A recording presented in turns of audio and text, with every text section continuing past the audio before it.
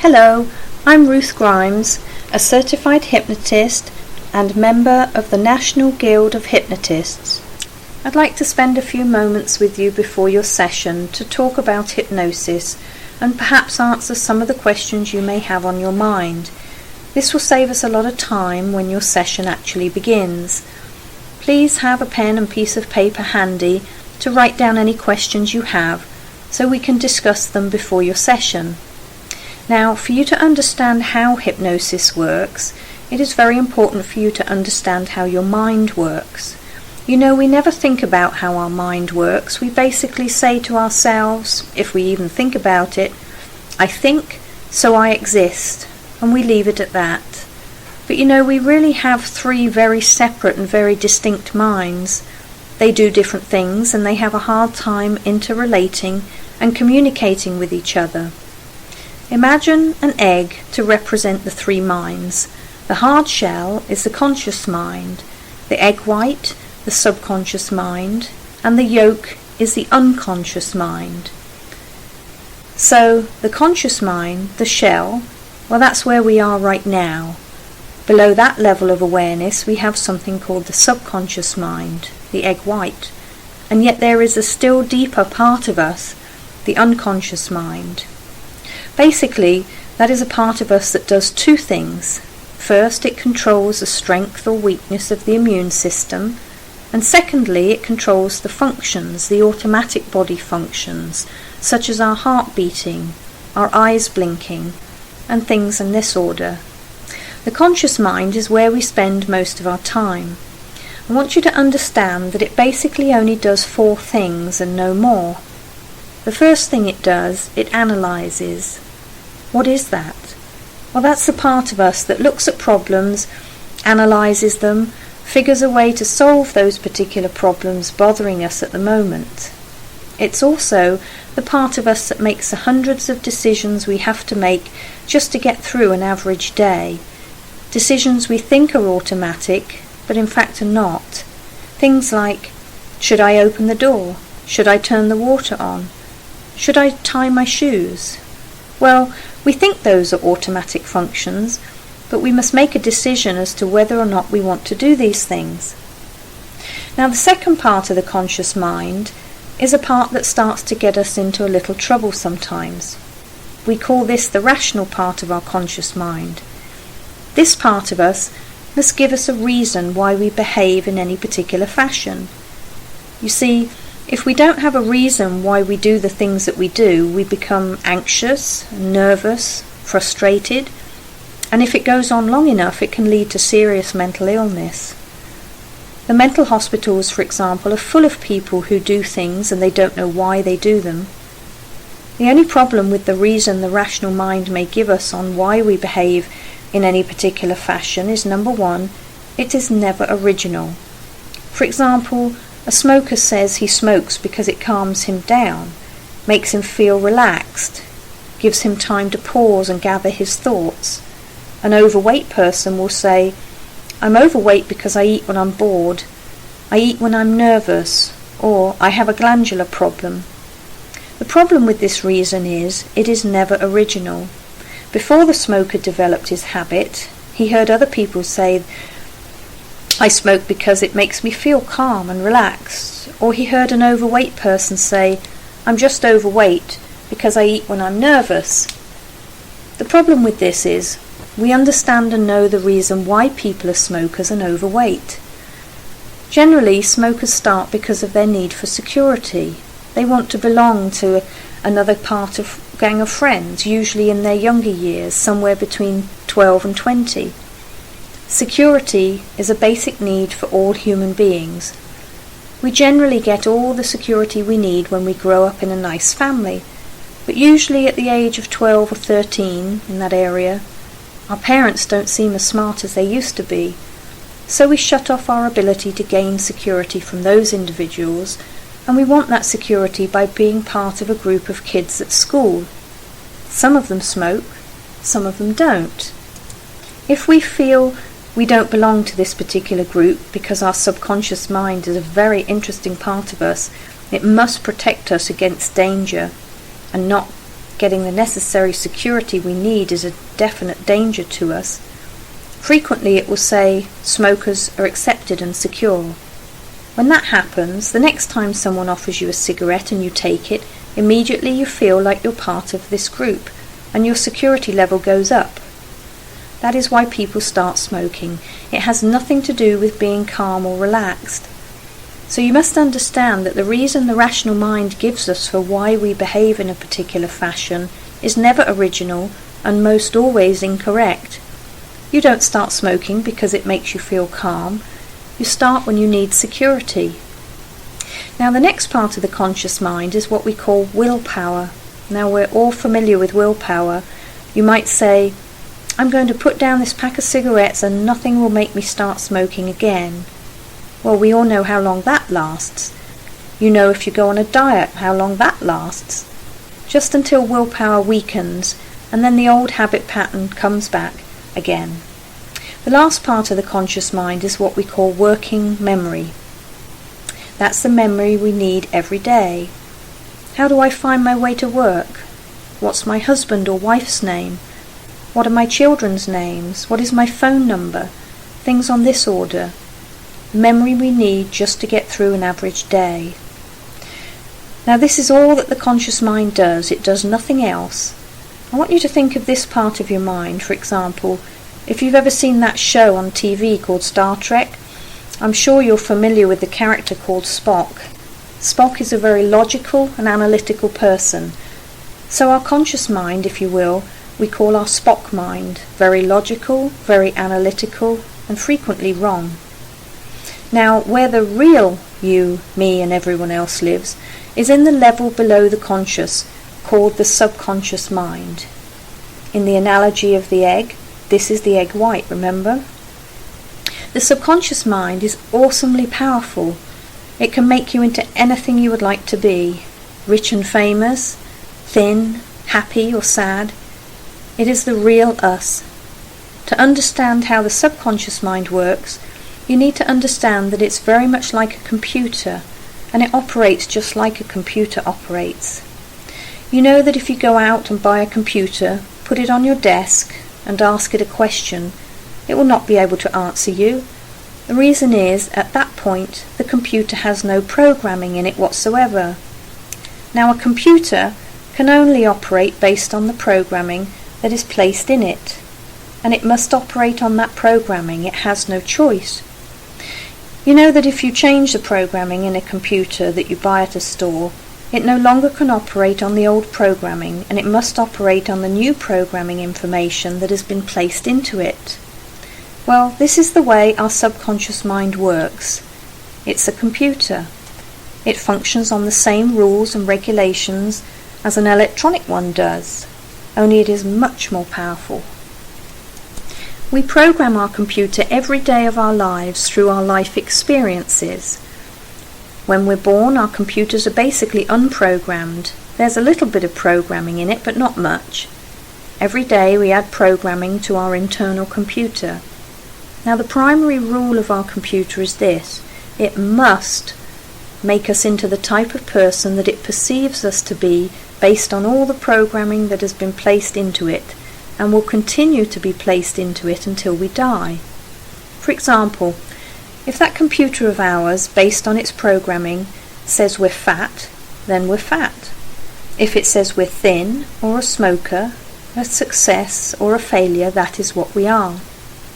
It adds up all the programming and makes a decision about us, about the type of person that we are. This programming has been placed in there from many sources, and it must operate on this programming. What is some of the operational software, if you will, that's in this internal computer? First is all our memory, since the day we were born. We think of things that have happened to us in the past as either forgotten or as retained in the form of memory.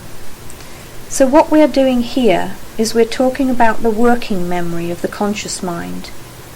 The subconscious mind is like a video camera.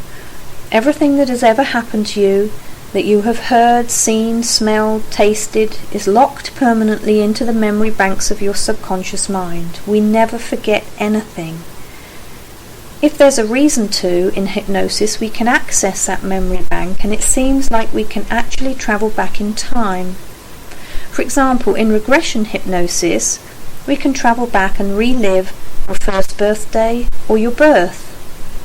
Now this is much more than recall. It is actually like you are there. It is happening all over again. You can see what happened, you can smell, you can taste, you can hear very clearly. We never forget anything in the subconscious, only at the conscious level. The second programming we have in the inner mind, the subconscious mind, is habits. Now you have 3 kinds of habits, and only 3. You know you have some good habits, of course you do. And you know you have some bad habits, don't we all? But really, most of our habits aren't good or bad. Most of our habits really are designed to be useful or practical. We automatically respond in a certain fashion when something happens. When the telephone rings, for example, we don't look at it and wonder what it is. We automatically pick it up, and depending on our mood, we answer it in a certain manner. Now the next thing in our subconscious mind is emotion. Of course, we wouldn't want to be without our emotions, love and caring and all those other good emotions, but sometimes our emotions get us into trouble. The conscious mind cannot deal with emotions in any way. That is not part of its job. Any time we need emotion, our conscious mind parts like the Red Sea, and we deal with this particular situation from our irrational, juvenile-like but highly intelligent subconscious mind. As I said, sometimes it gets us into trouble. I know that many times in the past you've dealt with a situation and it didn't have to have a lot of emotion, just a little bit. Then after the situation was over and that analytical conscious mind took over again, you heard yourself thinking or saying something like this: "Why did I say that? Why did I do that? It was so stupid." And that inner subconscious mind laughed and said, "Yeah, but it was so much fun." This has happened to all of us at some time or another. Now the next thing in the subconscious mind, and probably the most important part of it, is our protective mind.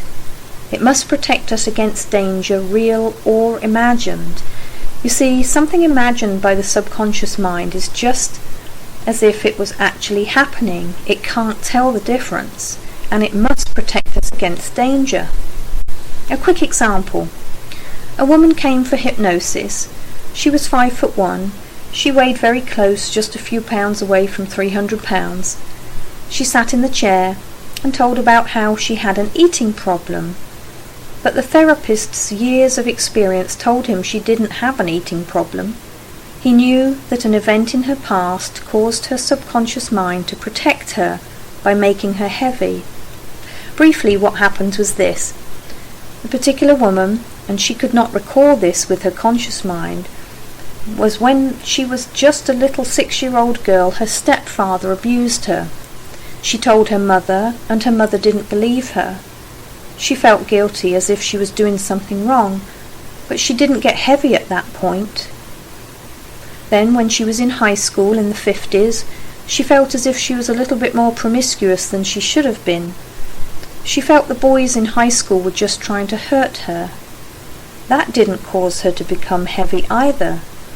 But when she was 24 years old, and she married the man of her dreams, her white knight, the man who could do no wrong, on their honeymoon, the second day they were married, they were having dinner in the Bahamas, and he decided to cleanse his soul and show her how much he loved her.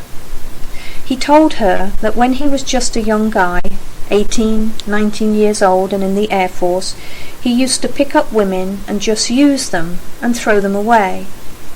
Well, you can imagine what her subconscious mind felt about this. The one man that this woman felt she could trust above every other man in the world would actually do this to a woman. The subconscious mind then went back into its memory banks and into its computer information and said, "The stepfather hurt you very badly. The boys in high school were trying to hurt you very badly, and now this one man you could trust above every other man says he could do this to a woman. then he certainly has the capability of doing this to you. And instantly it made this decision. Men hurt women, therefore I must protect you against men. Now, it can't teach her karate, can't buy her a gun, so it protected her in the only way it could, and this woman began gaining weight rapidly. So very soon she became very fat, and certainly men no longer had an interest in her, and she was protected. That is how the subconscious protects us sometimes, in a way that we would prefer it didn't, but protection is its primary job. The last part of the subconscious mind is a negative part of us. Although the subconscious is so powerful, it's also the laziest part of us. It doesn't like to do the work that is required to accept positive suggestions, to give us change in areas where we would like to have change. It likes to keep things the way they are. It takes too much work to make change in a positive way. And positive suggestions are one of the most difficult things to get into our subconscious mind. On the other hand, negative suggestions go into this inner part of us like a hot knife through butter, because it doesn't take any work to accept a negative suggestion. Let me show you how this works. You take a very heavy person and they get out of the shower. They're standing in front of a mirror, toweling off. What do you think they're saying to themselves as they're looking into that mirror? Boy, am I fat. Now that idea or thought of words go right into the subconscious mind, and the subconscious mind says, yes, that matches the programming that I have in here, that matches my perception of you. Therefore it accepts that suggestion, so the perception of that individual being fat becomes stronger, and they become heavier. On the other hand, if you take that same heavy person and stand them in front of that mirror and have them say, I'm thin, I'm trim, and I'm attractive, that goes towards the subconscious mind, and the subconscious mind says, no, that does not match the programming, and it's not allowed in. How do we get suggestions into the inner mind? Now it's so important for you to understand this. If an idea, a thought, or a concept is allowed to go into the subconscious mind, it must happen. You're changing programming, and that inner mind must respond to new programming. But it's not that easy. Let me explain how it works. You make a decision, or let's say stop smoking. You make your mind up at the conscious level that nothing in the world is going to stop you from ending the smoking habit. Now your conscious mind says, that's wonderful, I support you 100%. You're going to be healthier. You're not going to get emphysema or heart or blood diseases. But to have change effectively happen, you've got to get it down into your computer in order to change that programming. And so you say fine, and you start to send that idea down to the subconscious mind. But here is the problem. There's one more part of the conscious mind that I haven't told you about yet. It's called the critical factor. So the critical factor acts as a filter between the conscious and subconscious mind, allowing or rejecting suggestions. Hypnosis is the bypass of the critical factor of the conscious mind and the establishment of acceptable selective thinking. Bypassing the critical factor is how we get suggestions into the subconscious mind. The instant this critical factor of our conscious mind is bypassed, we're able to go into a very deep state of hypnosis. Now, when we're in the state of hypnosis, it's not what you expect it to be. Our bodies, if we are using a relaxation type of hypnosis, are very relaxed. But the more we go into hypnosis, the more our conscious mind becomes alert. In the deeper levels of hypnosis, your conscious mind is many times more alert than you are at this very moment. All of your 5 senses, including hearing, smelling, tasting and seeing, are hundreds of times better than they are right now. So when you're in hypnosis, you are not asleep. You're extremely alert, probably more alert and clear-minded than you have ever been before. Now, the important thing to understand about this is that the conscious mind takes on a different role when you're in hypnosis. I want you to think of it as playing the role of the guardian of the gates, protecting you. When you receive a suggestion in hypnosis, you hear it loud and clear. Now when you hear that suggestion, and these are the tools for success or failure with hypnosis, when you hear that suggestion with your conscious mind, you must, and you really do have no choice, make one of 4 decisions about that suggestion. Which decision you make determines whether that suggestion is allowed to enter your subconscious mind or whether it is rejected. If it's allowed to enter, you will have the change that you are here to achieve. If it's rejected, there will be no change. Well, what are those 4 decisions or choices? Well, the first one could be, when you hear the suggestion, if you think or say to yourself something like this: I like that suggestion, boy, I know that one's going to work. Now that mental attitude at the conscious level allows that suggestion to go into your computer, the subconscious mind, and change begins. Unfortunately, you have 3 other choices. The next choice could be, well, forget actually hating a suggestion or feeling it is something against your morals or beliefs, but perhaps that suggestion is just a tiny little bit uncomfortable for you. Like that pair of shoes you wanted to buy that time, but you knew if you did, you'd end up a cripple in about 3 months because they just didn't fit right. Well, if that suggestion sounds just the tiniest bit uncomfortable to you for any reason, it is automatically blocked with the conscious mind and it's not allowed to enter the computer, and there is no change. The next choice could be that you are neutral about the suggestion.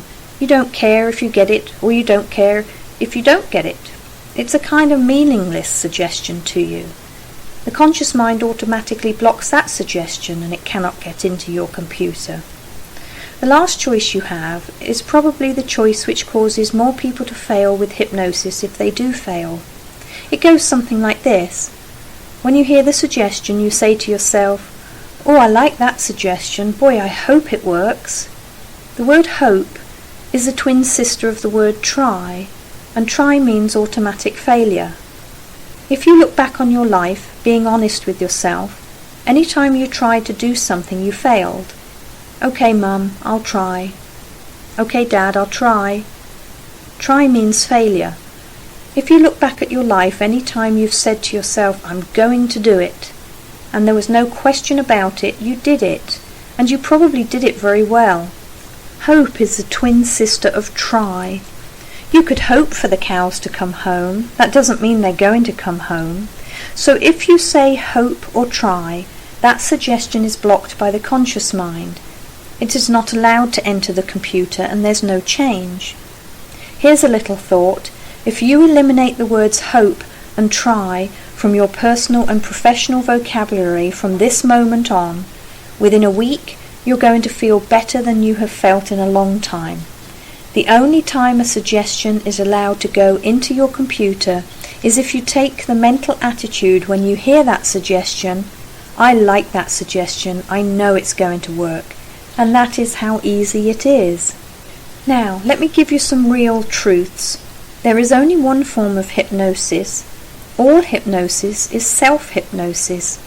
You don't need me to go into a beautiful deep state of hypnosis all by yourself, and you certainly don't need me to give you suggestions of positive change in any area of your life. You can do that all by yourself. The reason you come to see me is only because you do not know how to do it.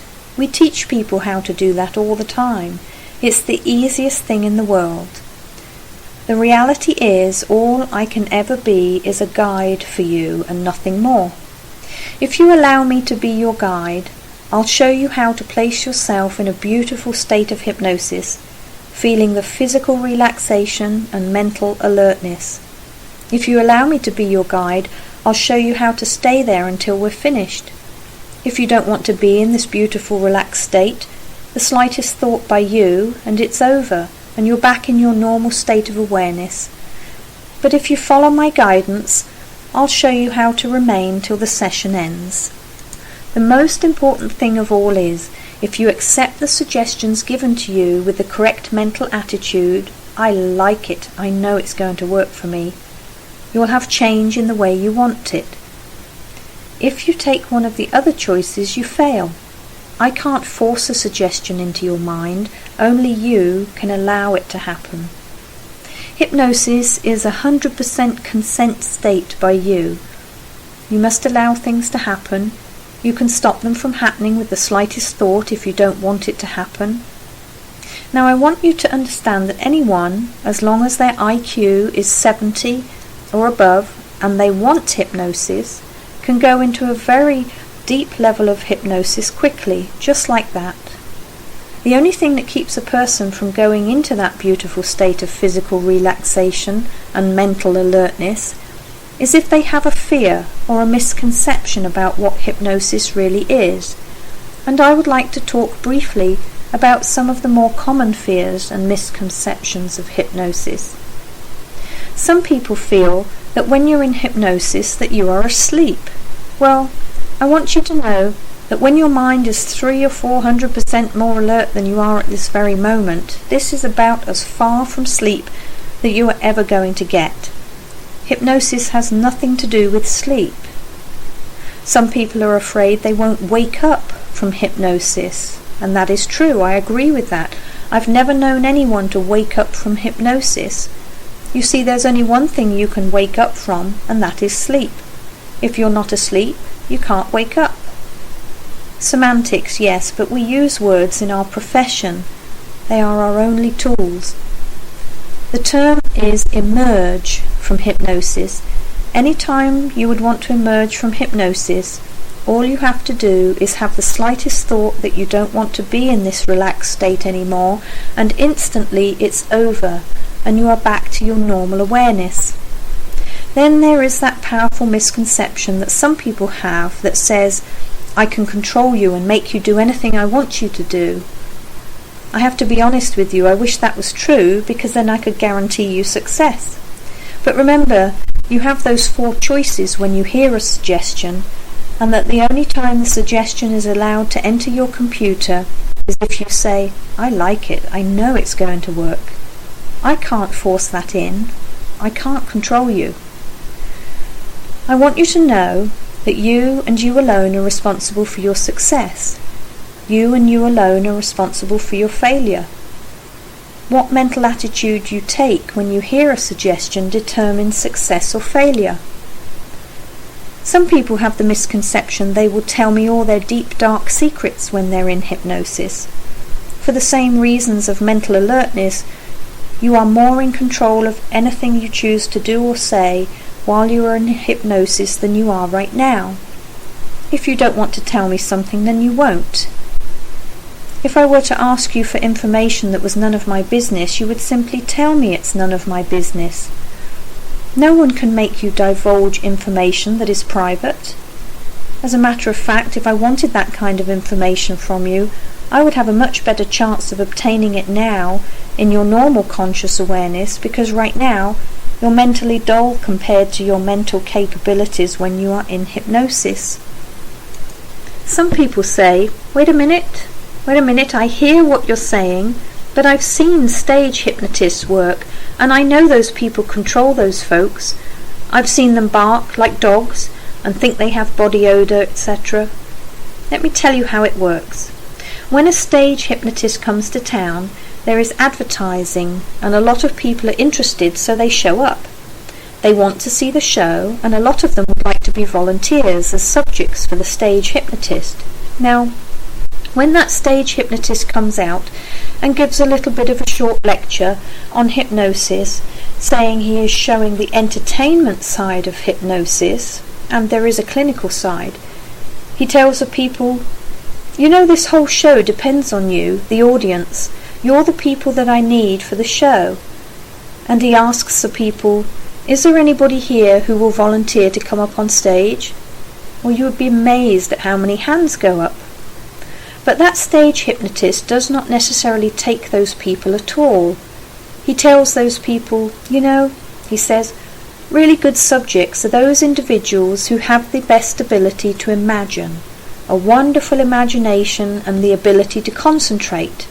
And he says he will give the whole audience a test for imagination and concentration. He's kind of telling a little fib. for he is testing the audience to find out two very important things. First, who goes into hypnosis quickly? He has a stage show to put on. He can't waste time with long hypnotic techniques.